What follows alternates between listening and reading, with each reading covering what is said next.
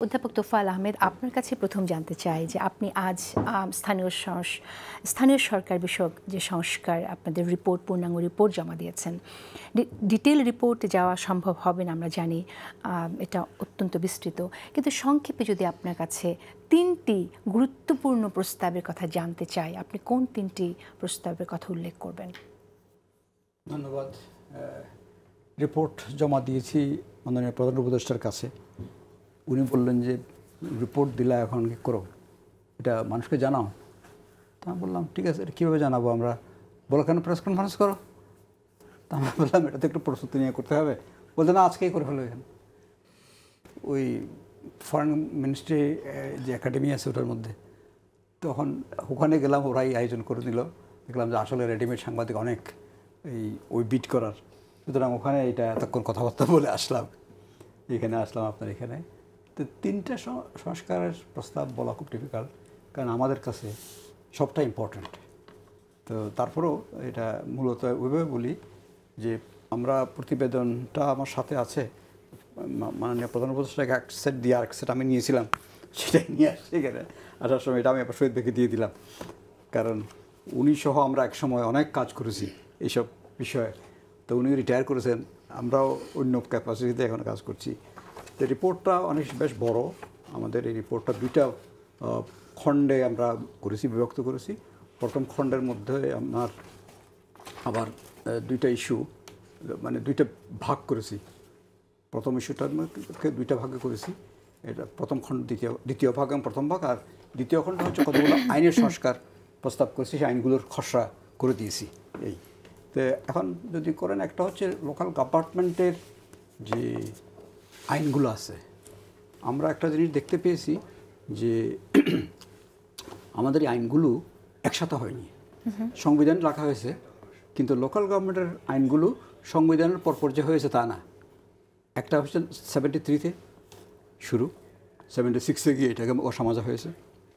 এটা হচ্ছে ইউনিয়ন পরিষদ, তার সাথে সাথে পৌরসভাও, এই দুটো মোটামুটি শুরু। তারপরে মাঝখানে আসছে 82 সনের পরে উপজেলা পরিষদ, তখন এটা আরেকটা আইন হয়েছে নতুন। আইন করতে গিয়ে যেটা হয়েছে, এটা একটা কনটেক্সটে হয়েছে।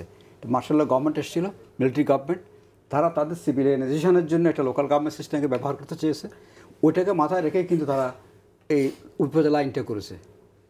এটা ভালো হয়েছে। ওই লেভেলে কোনো সরকার, স্থানীয় সরকার ছিল না, কিন্তু স্থানীয় সরকারটা প্রতিষ্ঠা হয়েছে, এটা পজিটিভ দিক।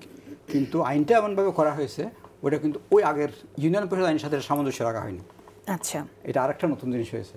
আচ্ছা, তাতে করে কি কি সংকটে পড়েছে? হ্যাঁ, একটা ওয়ান চেয়ারম্যান ডোমিনেটেড একটা উপজেলা পরিষদ হয়েছে।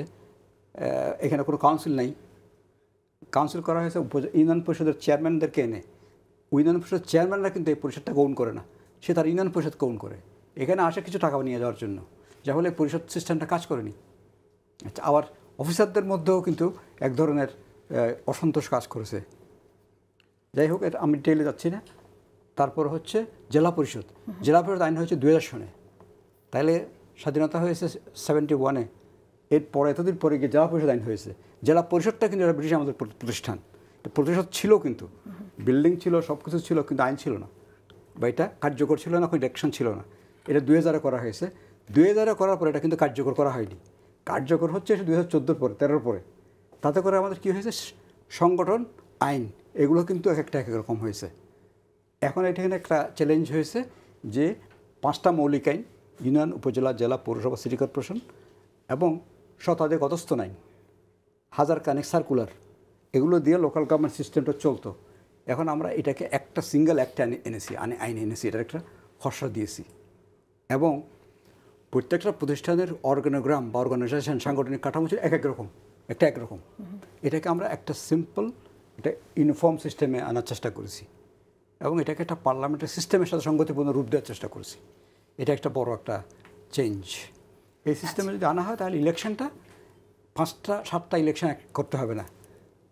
যেমন একটা সরকারের মেয়াদ 5 বছর, এই 5 বছর ধরে ইলেকশন হতে থাকে, কখনো ইউনিয়ন পরিষদ, কখনো উপজেলা পরিষদ, কখনো জেলা পরিষদ, কখনো পৌরসভা, কখনো সিটি কর্পোরেশন। সব এক শিডিউলে করা সম্ভব যদি এই সিস্টেমে যাই আমরা। তো এইগুলো মেজার, আর এটা হলো একটা সাইড। আর আমরা মিনিস্ট্রি এবং যারা এটাকে ম্যানেজমেন্ট করে, ওখানে একটু চেঞ্জ করার সাজেস্ট করেছি, সেটা হচ্ছে মিনিস্ট্রিটা অনেক বড় ministry, local government, rural development, cooperatives, এবং এটা মিনিস্ট্রিটাকে স্মার্ট করার একটা প্রস্তাব করেছি। কীরকম? এখন যে দুইটা ডিভিশন আছে, এই দুইটা ডিভিশনের মধ্যে কাজের যে ভাগ, সেই ক্ষেত্রে আমরা কিছু পরিবর্তন সাজেস্ট করেছি। যেমন জনপ্রতিষ্ঠান, লোকাল গভর্নমেন্ট, কোঅপারেটিভ, এনজিওস, এগুলো একটা ডিভিশনে আনার কথা বলেছি। তাইলে এটা গ্রাসরুট থেকে উপরের দিকে পর্যন্ত সব জনপ্রতিষ্ঠানগুলোর সাথে একটা সুন্দর সম্পর্ক সৃষ্টি করা যাবে, এবং যে টাকাগুলো খরচ করে যারা সবাই, সেগুলো কোথায় কীভাবে খরচ হচ্ছে তার একটা হিসাব পাওয়া যাবে, এবং তার একটা স্পষ্ট একটা প্রভাব দেখা যাবে। এখন কিন্তু আমরা এনজিওদের যে মিনিস্ট্রি, এটা হচ্ছে এনজিও ব্যুরো, এটা কিন্তু প্রাইম মিনিস্টার অফিসের সাথে। প্রাইম মিনিস্টারের সাথে কী সম্পর্ক এটার? সমাজসেবা অধিদপ্তর সেটা না, সমাজসেবা করে, ছোটো এনজিওগুলোর রেজিস্ট্রেশন করে, ঠিক আছে, কিন্তু যেগুলো আসলে বড় এনজিও, যারা পয়সা খরচ করে যথেষ্ট, এবং যাদের মাইক্রোক্রেডিট আছে, আবার তারা এমআরএ এবং এনজিও ব্যুরোর সাথে জড়িত, প্রায় 250-300 বা আরও বেশি। আমরা বলছি এনজিও ব্যুরোর মধ্যে প্রাইম মিনিস্টার অফিসে এনজিও ব্যুরো থাকার কোনো কারণ নেই, এটা শুধু পলিটিক্যাল রিজনে নেওয়া হয়েছে। এটাকে লোকাল গভর্নমেন্টের সাথে দেন, তাহলে সবগুলো এক লাইনে চলবে। আর আরেক দিকে হচ্ছে ইঞ্জিনিয়ারিং ডিপার্টমেন্ট, দুটো ইঞ্জিনিয়ারিং ডিপার্টমেন্ট এবং ওয়াসা, এগুলো একটা ডিভিশনে দেন, দিয়ে ইঞ্জিনিয়ারিং ডিপার্টমেন্ট দুটো থাকার কোনো জাস্টিফিকেশন নেই একটা মিনিস্ট্রিতে, দুটোকে একত্রিত করেন, একত্রিত করে তাদের কাজ, তার ব্যাপ্তি এবং গভীরতা বাড়ান কাজের। হ্যাঁ, আর এতগুলো প্রজেক্ট করার কোনো দরকার নেই, 200-250 প্রজেক্ট করে প্রত্যেক বছর এলজিডি, এত প্রজেক্টের দরকার নেই। কাজটাকে আরও মোটামুটি প্রজেক্ট বেস না করে এটাকে মেন স্ট্রিমিং কাজ করেন। কী হবে তাহলে ইঞ্জিনিয়ারিং ডিপার্টমেন্ট আর ওয়াসা?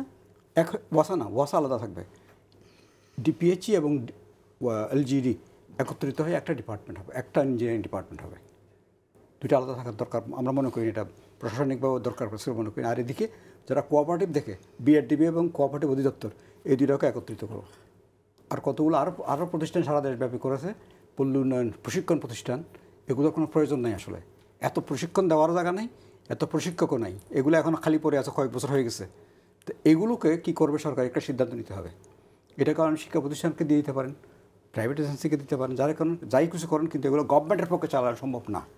সেই জন্য স্মার্ট করার কথা হচ্ছে যে মিনিস্ট্রির যেই রুলস অফ বিজনেস, মিনিস্ট্রিগুলো কিন্তু সেই রুলস অফ বিজনেসগুলো মডিফাই করা হয়নি বা হালনাগাদ করা হয়নি।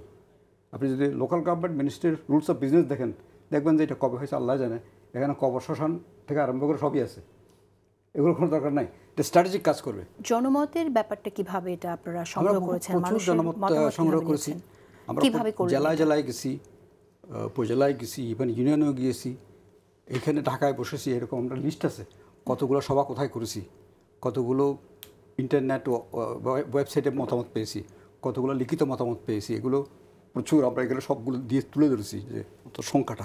লিখিত মত একটা তো ওয়েবসাইট আপনারা অনলাইনে ওপেনে নিয়েছেন, আর লিখিত যেটা সেটা কিভাবে সংগ্রহ করলেন? দিয়ে গেছে আমাদের কাছে। আমরা আশ্চর্য হলাম যে মানুষের এত আগ্রহ, এবং এসে আলাপ করেছে, এরকম আছে। রাজনৈতিক দলগুলো থেকে মতামত নিয়েছি, অনেক সিভিল সোসাইটি অর্গানাইজেশন, এনজিওস, এরকম প্রচুর স্বতঃস্ফূর্তভাবে মতামত দিয়েছে অনেক।